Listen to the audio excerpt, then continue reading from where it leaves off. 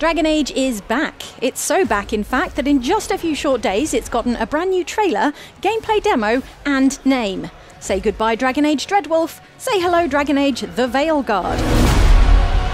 Sure, Dreadwolf sounds cooler. Sure, Veilguard sounds like some kind of stain repellent spray. But frankly, after seeing that first ever gameplay demo for the first Dragon Age game in 10 long years, it'll take more than that to bring me down. So please, allow me to present the 7 things you've simply got to know about Dragon Age the Veilguard.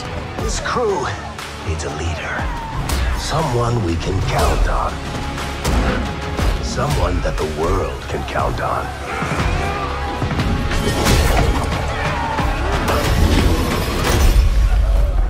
Where are we gonna find? Alright, according to BioWare, the name switch from Dreadwolf to Veilguard was meant to swivel the spotlight onto the game's companion characters, who will be fighting alongside you, guarding the tenuous mystical barrier between the real world and the spirit world, aka the Veil. Fair enough. This same messaging came through loud and clear in the game's new trailer, which emphasised the game's 7 companion characters and little else. You know there will be dragons. Right. The character designs, unexpectedly stylised. The tone, unexpectedly upbeat, given Dragon Age's legacy of blood-spattered dark fantasy. Some startled Dragon Age fans compared the art style to Fortnite, but as series creator David Gaider, who left BioWare back in 2016, noted on Twitter, interesting tone choice, though the art style of DA trailers has never really matched the games, so that doesn't mean much. Gaider went on to remind us of the try-hard "This is the new shit" trailer for Dragon Age Origins, which, yeah, talk about trailers being tonally and visually at odds with the actual game.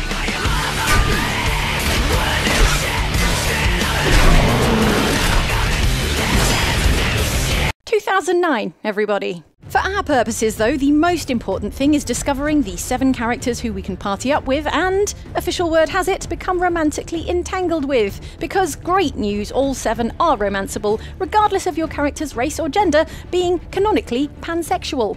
It's probably too early to choose, but for me, I'm going to say possibly, definitely, absolutely Lucanus the Master Assassin. Besides my new BioWare boyfriend, there's Nev the Detective, Balara the Veil Jumper, We're going into the Fade, aren't we? Gentleman Necromancer Emmerich, Davrin the Grey Warden, Tash the Canary Dragon Hunter, and everyone's favourite scout, Scout Harding, returning from Dragon Age Inquisition. More on her later. We're good, but we need to move. Agreed. Solas isn't waiting, neither can we. Have you got my gear? Right over there.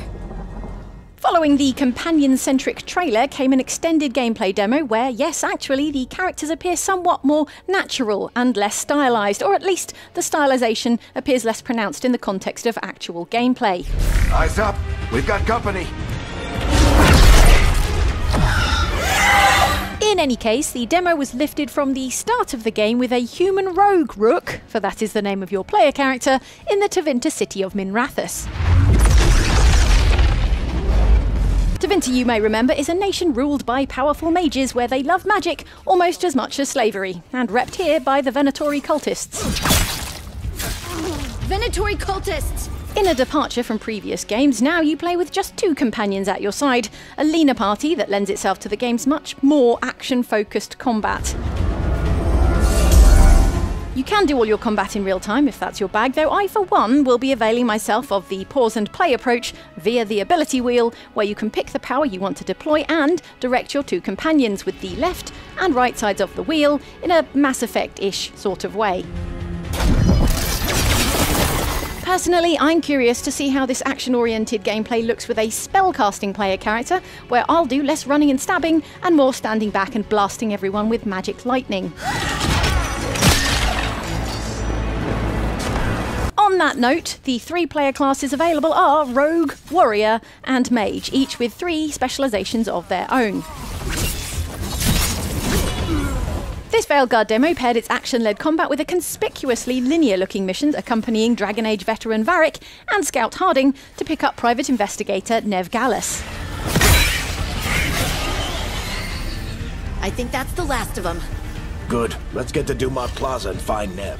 Previews and interviews bolster the idea that Veilguard will not be entirely linear, but will be less enormously open world than Inquisition, with a preference for, quote, curated content over sprawling maps. Hard to know what that looks like at this point, given we've only seen the game at its most linear for the purposes of this demo.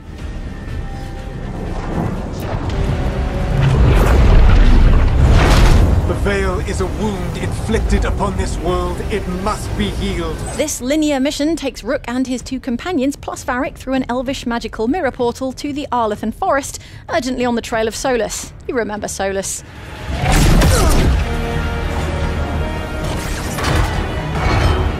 People are always dying.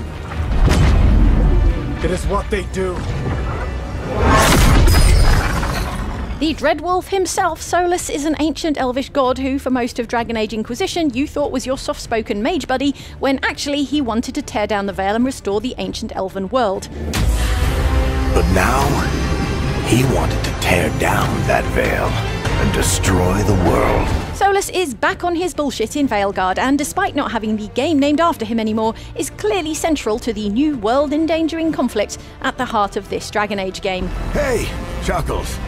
Hope I'm not interrupting. Does Varric calling Solas Chuckles make up for a decade without a Dragon Age? Almost. Oh, crap. We're too late. The ritual started. But if we hurry, we can still stop Solas before it finishes. Let's go! It's been 10 years since Dragon Age Inquisition, and apparently 9 in-game years since the events of that game. And in the intervening time, series regular Varric has grown a beard, gone brunette, and then gone a little bit grey. Hey, it happens. The ritual must be weakening the Veil. There are a lot of scared people out here. And a lot of demons. Haven't seen this many come through the Fade in years.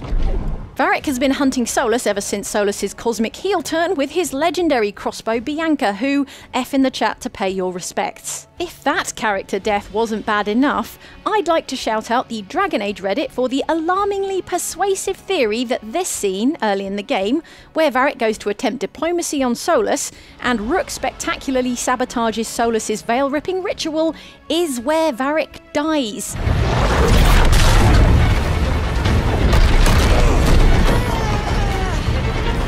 Would it be a shock? Yes. Would it be devastating? Yes. Would it explain how Varric isn't a playable companion in the rest of the game?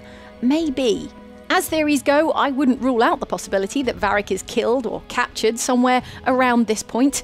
Few Dragon Age characters are as universally beliked as this burly dwarven rogue, so if you were looking for a way to crank up the emotional investment early game, this would be the way. You're safe now. Get inside and bar the door as quick as you can, okay? Thank you, miss. Harding, you alright? I've been doing what I can to help.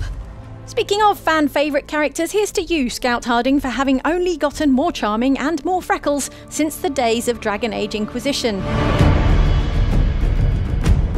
If Varric looks a little weather-beaten these days, Harding has gone the other way, with an intergame glow-up which... love that for her. Varric, Solas isn't gonna stop just because an old friend asks nicely. Harding also benefits from the radically better-looking hair that appears across the board in Veilguard. We spy it on companion characters, NPCs, and player characters, and not before time, what with the lacking and limited options back in Inquisition. With Harding now a proper playable and romanceable character, it seems like BioWare were paying attention to those players pining after a Harding romance, when Inquisition shortchanged them with a bunch of flirting and the merest hint of an off-screen relationship in post-game DLC. I hope you finally took that adorable scout somewhere nice. You know the score, BioWare. Makeout scene or we riot. Are they after us? Is it because of the bar? Word travels fast in Minrathous. We've got to help her. There's no character creation footage to show you yet, but when you create your human, elf, dwarf or Qunari player character in Dragon Age The Veilguard, there are, in addition to improved haircut options, a variety of backgrounds to flesh out your custom Rook. We haven't got a lot of time. Varric said you had a lead on Solas? You get right to the point.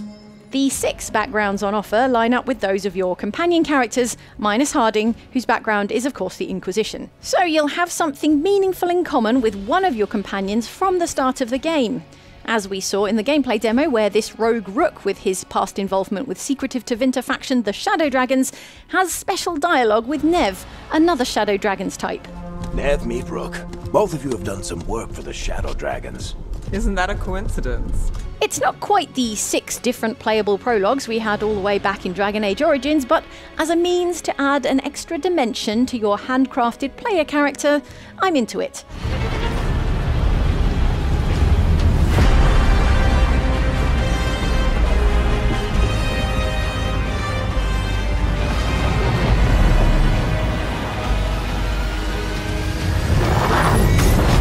The one thing the gameplay trailer definitively didn't give us was a release date beyond the general window of fall 2024, which I'll take it and cross several fingers that it doesn't slip into 2025. And when the veil comes down completely, Then the whole world is going to look a lot like this. Between now and then, keep an eye on Outside Xbox for more on all things Dragon Age as we get them, and let us know in the comments if you're going to be playing, and for bonus points, who you're going to be romancing, probably. Thanks for watching, we'll see you next time.